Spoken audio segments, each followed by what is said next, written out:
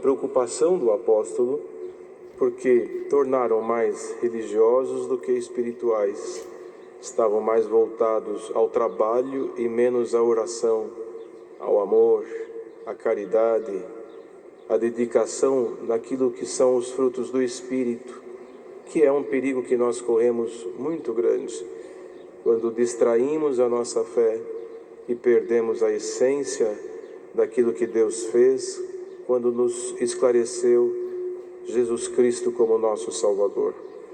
Isso é tão verdade que no mesmo conteúdo da carta enviada aos Efésios, o Senhor diz: vocês fizeram tudo isso e eu conheço os frutos que vocês têm, mas tenho contra ti que deixaste a sua primeira caridade, o seu primeiro amor, que é a essência que temos e alcançamos quando Cristo chega na nossa vida e nos transforma numa nova criatura. Um homem, uma mulher dominada pela força do mundo e do pecado, quando o Senhor se revela, Ele transforma, a vida de Cristo transforma, a chegada de Cristo na vida de alguém transforma. E eles, transformados, deram frutos, mas distraídos corriam perigo. E esta carta foi escrita justamente trazendo a salvação, trazendo o selo. Lá no capítulo 1, o apóstolo fala: em quem vocês têm crido, foste selado com o Espírito Santo da promessa, trazendo para eles o esclarecimento deste selo, do penhor do Espírito, ao derramamento sobre a igreja, a unidade da fé, o contexto da crença, dos frutos, daquilo que ele encontrava enquanto caminho.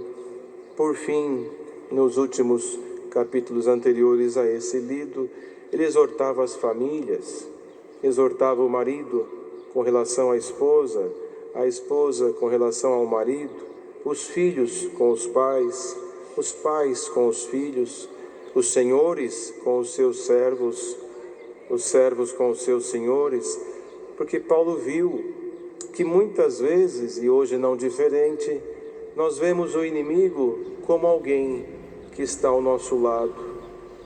Às vezes uma esposa, contendendo com o marido, o tem por inimigo e não o aceita mais.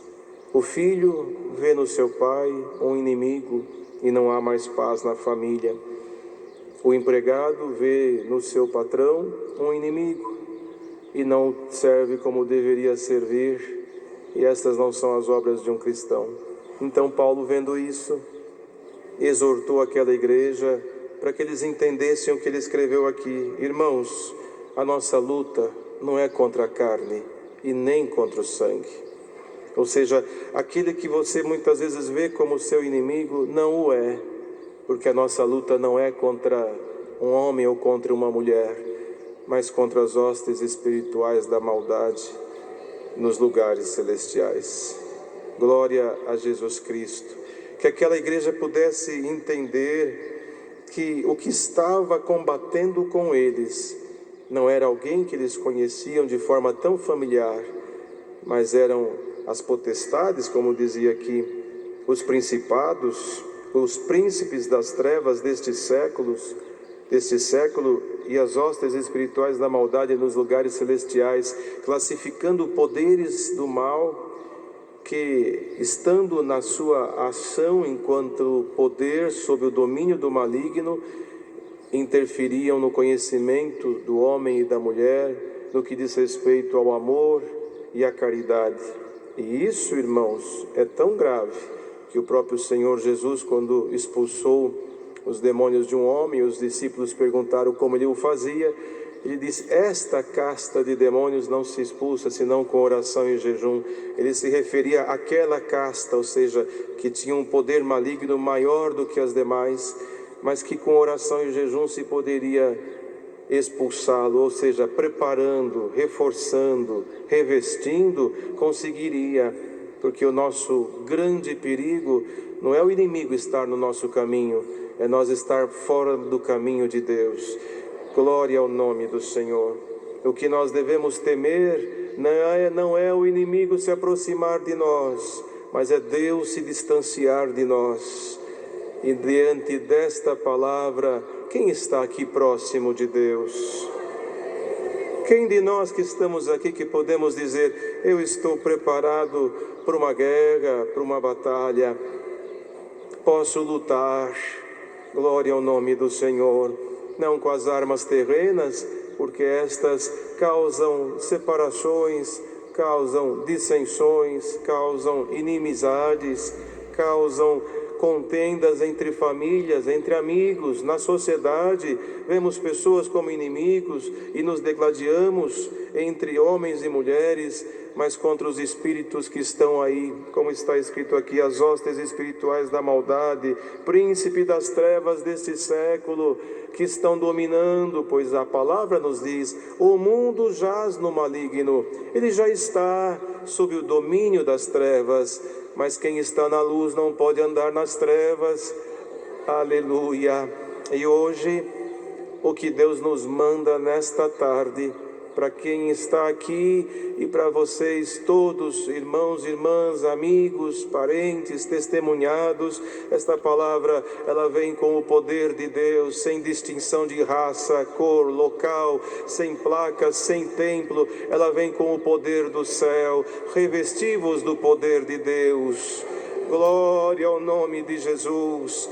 A igreja de Éfeso foi exortada, mas distraindo, perderam a essência, que é o amor de Jesus Cristo, o amor ao próximo, o amor a Deus. Perderam e a igreja caiu junto com outros tantos dentro da cidade de Éfeso, quando foi ela atacada.